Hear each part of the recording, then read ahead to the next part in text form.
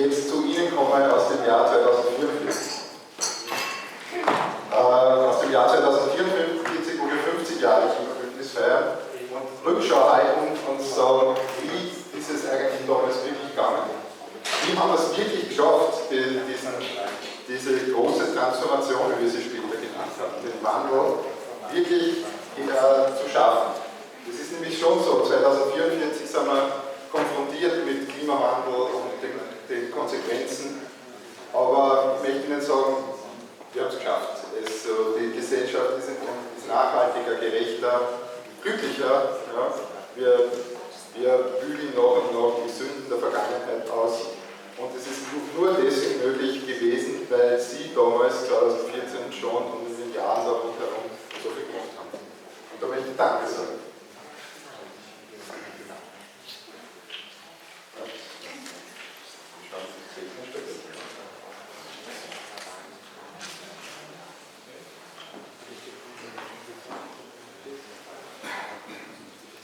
Ja, wir leben, also 2014 ist eine Zeit, die irgendwie paradox ist. Paradox, weil es ist ein spürbarer Druck in der Gesellschaft und sowas wie, irgendwie so kann es nicht weitergehen. Es ist irgendwie einerseits immer weniger Arbeit da und gleichzeitig immer mehr Stress. Ja? Das ist irgendwie paradox. Wir sparen Energie und werden immer effizienter und gleichzeitig verbrauchen wir immer mehr Energie. Wir sind immer vernetzter, immer aktiver und gleichzeitig fast einsamen wir irgendwo. So. Viele von uns zumindest. Und es ist sowas, auch da wie eine Visionslosigkeit, sowas wie, boah, ich weiß nicht genau, und so was Träges. Ja.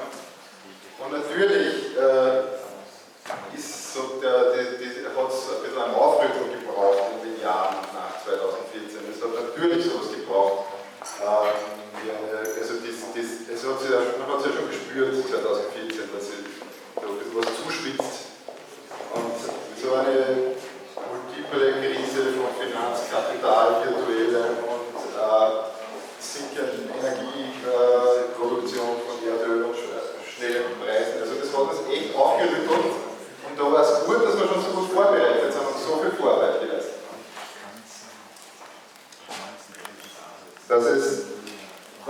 Was uns dann eigentlich wirklich geholfen hat, waren jetzt nicht so sehr unsere technischen Innovationen, sondern es war wirklich so etwas wie ein Bewusstseinswandel. Es war sowas wie ein Springen auf einem neuen mentalen Level. Ja? Eine soziale Innovation statt technische Innovation und neue kulturelle Praktiken, die uns geholfen haben. So zusammenzuarbeiten, weil es ist nur so gegangen. Ja?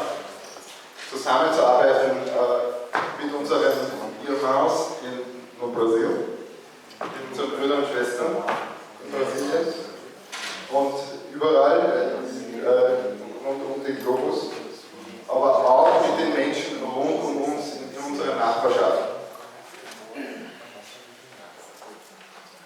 Und ich möchte Sie jetzt noch mal auf das hinweisen, was viele vielleicht wissen, ja, aber einfach kleine Initiativen, die es damals gegeben hat, die damals von den Medien nicht so sichtbar waren, aber so kleine Dinge, wo was gefangen hat, kleine Bausteine dessen, was jetzt sowas wie unsere neue Zivilisation ist. Und ein paar so exemplarische Bausteine möchte ich Ihnen zeigen. Ich möchte jetzt nicht auf das eingehen, was Sie kennen, was in Niederösterreich vom Land Niederösterreich, vom Klimabündnis und von der Dorferneuerung und von der Energie- und Umweltagentur getan wird, sondern ein paar andere Dinge, die sozusagen aus der Zivilgesellschaft entstanden sind. Anfangen möchte ich mit neuen Versorgungsstrukturen. So rund um 2014 hat es angefangen, so wirklich das Thema, wo kommt unsere Nahrung her? Ja? Und wie kann das gerechter und ökologischer noch sein? Viele Initiativen, Food Co-ops, ja, sind da entstanden. Und eines möchte ich da hervorheben, das ist das sogenannte Netzwerk, das ist aus Steyr entstanden. 2014 hat es schon 20 Regionalstellen gegeben. Nur kleine Biobauern, kleine Strukturen aus der Region, viel Engagement und zum Teil haben sie uns auch geschafft, dass sie sowas wie ein Komplementärwährungsprogramm Bildungssystem damit verknüpft haben und schleichend ein neues Wirtschaftssystem darüber gesucht sind. Was 2014 auch schon da war, aber noch wenig am Radar, waren so neue partizipative Organisationsformen.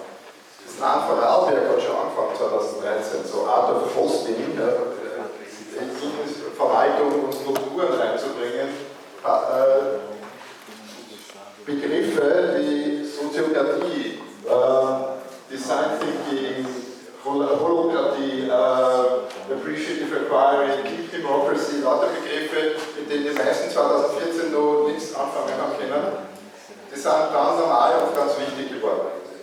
Haben zum Beispiel auch die Bewegung von Jugendgemeinderäten, die mit Dynamic Facilitation in Oberösterreich begonnen haben, viele Gemeinden in Oberösterreich und dann in ganz Österreich inspiriert, wo die Jugend aktiviert worden ist, wieder politischer und aktiver zu werden.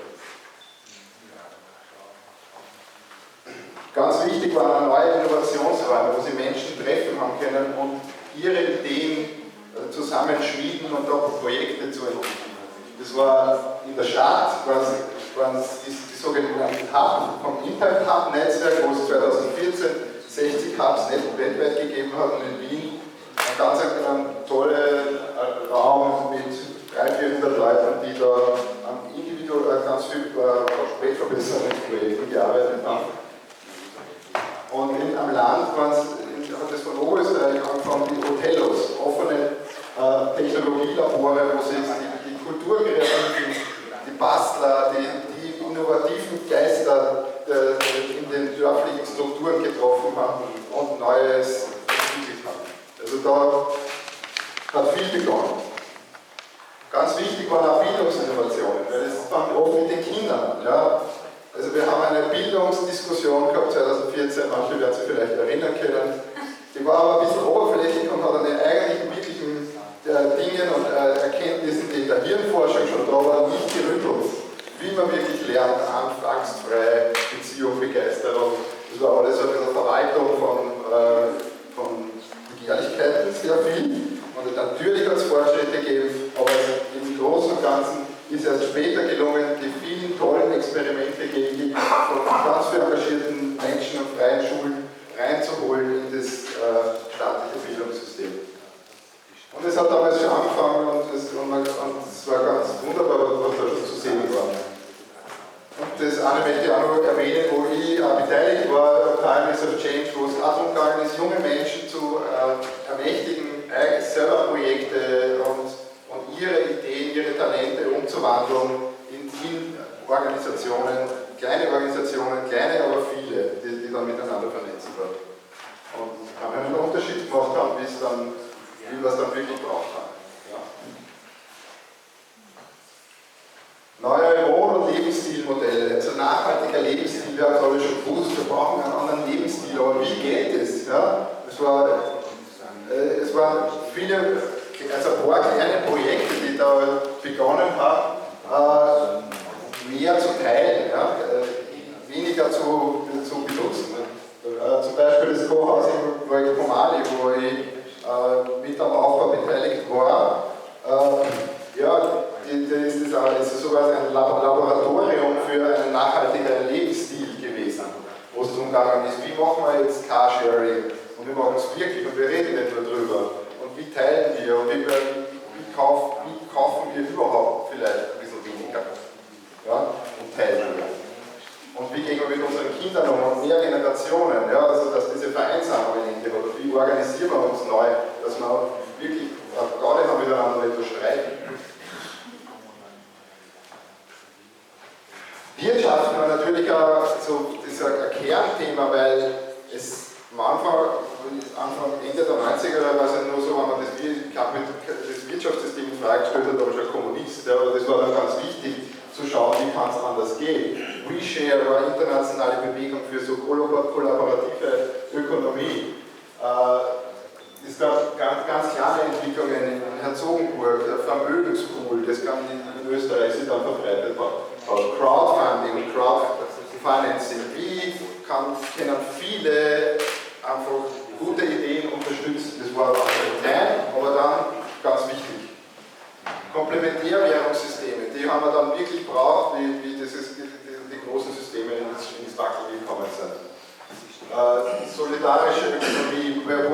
Revier aus Lateinamerika, eine ganz starke Bewegung, also wo sie diese Bewegungen global gut vernetzt haben. Gemeinwohlökonomie, eine Idee, die viele Kreise gezogen hat und am Anfang viel Widerstand bekommen hat, aber natürlich besser verstanden hat, dann sehr viel Dialog und viel ausgelöst hat in der Wirtschaft. Bank für Gemeinwohl, das ist auch ein Projekt, wo Hunderte, dann Tausende Menschen in Österreich involviert waren. Oder die Sonnenzeit, auch ein Versuch, so im Kleinen ein anderes Wirtschaften damals mit einer Art Grundsicherung zu ermöglichen. Hat es damals alles schon gegeben, 2014. Hat aber kaum wer mitgekriegt. Neue soziale Bewegungen. Es ist nur ein ganz kleiner Ausschnitt. Es war damals so, dass es gebrodelt hat und ganz viel passiert ist, ja, aber das ist wie so ein Netz, das noch unsichtbar ist und auf einmal ist es irgendwann sichtbar worden.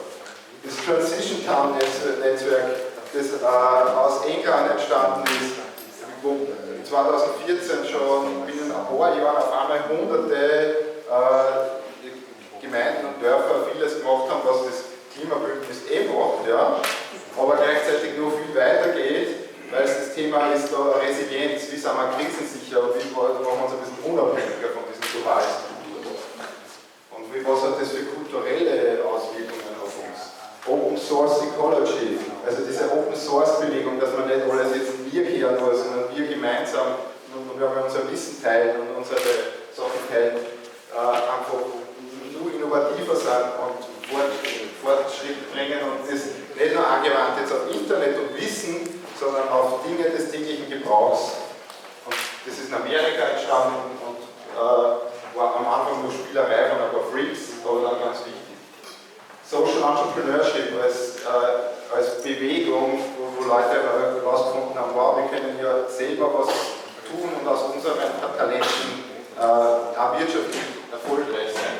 Global Eco-Village Network, das Netzwerk von Ökodörfern, die miteinander wirklich ganz innovative Lebenslaboratorien sind. Ja, viele Bewegungen, die es damals in den Anfängen waren und vieles, was viele von uns mitgekriegt haben und sich damit verbunden haben. Und ich bin jetzt da, um Ihnen nochmal Dank zu sagen und auch zu sagen und Sie zu bitten, auch nochmal innezuhalten. Und weil viele von uns haben auch das Gefühl, wow, wir machen zwar viel, aber bringt es wirklich was? Ja, also ändern wir wirklich was und sind schon ein bisschen müde vielleicht. Und eigentlich würde ich Sie bitten, innezuhalten und sich so innerlich auf die Schulter zu klopfen und sagen, danke. Ja. Und ich kann es immer sagen aus der Perspektive von 2044, es war nicht wurscht, dass Sie gemacht haben, was Sie gemacht haben. Es war die vielen kleinen Dinge, die haben den Unterschied gemacht. Ja. Und aus dieser Perspektive möchte ich Danke sagen und Sie ermuntern weiterzumachen. So die Veränderungen, die bauen sich so auf und die merken wir auf Jahre lang nicht. Wir haben 1989 haben wir alle uns vorstellen können, dass wir die Mauer von einem Tag auf den anderen weg ist und der Osten sich öffnet. Wir können uns jetzt auch nicht vorstellen, dass in ein paar Jahren auf einmal sehr schnell geht. Und wir sind jetzt dabei, so dieses Feld aufzubauen und den Damm anzufüllen und dann, dass es dann gut fließt. Und für dieses und Ihre Beiträge dazu sage ich